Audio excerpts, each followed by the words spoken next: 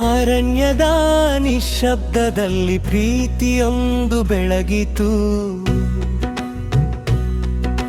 ಭಕ್ತಿಯ ಮಣ್ಣಿನಲ್ಲಿ ಆಶೆಯೊಂದು ಮೊಳಕೆಯೊಡೆದಿತು. ಕಾಯುತ್ತಿದ್ದಳು ಶಬರಿ ರಾಮನ ಹೆಜ್ಜೆಗಾಗಿ. ಹೃದಯ ತುಂಬಿ ಹಾಡುತ್ತಿದ್ದಳು ಅವನ ನಾಮಕ್ಕಾಗಿ.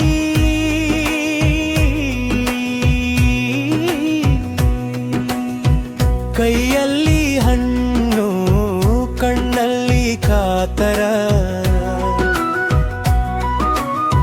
ಬರುವನೋ ರಾಮ ಎಂಬ ಮಧುರ ನಿರೀಕ್ಷೆಯ ಪ್ರತಿ ಹಣ್ಣನ್ನು ಸವಿದು ಸಿಹಿಯನ್ನೇ ಉಳಿಸಿದಳು. ಅದು ಭಕ್ತಿಯ ರುಚಿ ಎಂದು ಲೋಕಕ್ಕೆ ತೋರಿಸಿದಳು.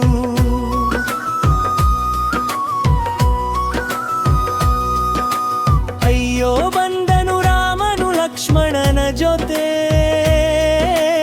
ಅರಣ್ಯವೇ ಹಾಡಿತು ಆನಂದದ ಗೀತೆ.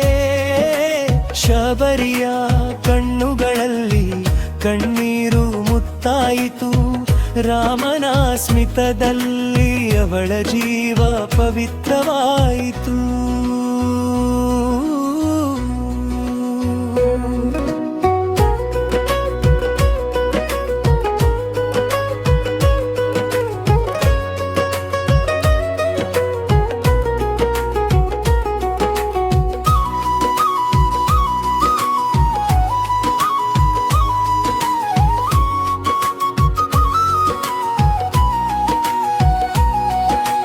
ಅಮ್ಮ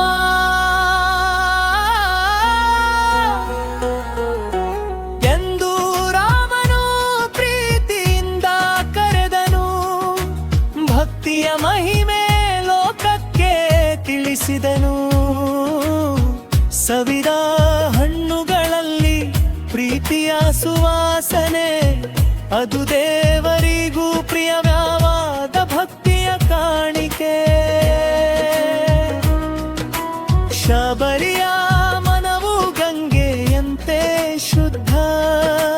ರಾಮನ ಕೃಪೆಯಿಂದ ಇತು ಅನುಭವ. ಭಕ್ತಿಯ ದಾರಿಯಲ್ಲಿ ಜಾತಿ ಇಲ್ಲ ತೆರೆಯ. ಪ್ರೀತಿಯ ಮುಂದೆ ಲೋಕದಲ್ಲಿ ಬೇರೇನೂ ಇಲ್ಲ.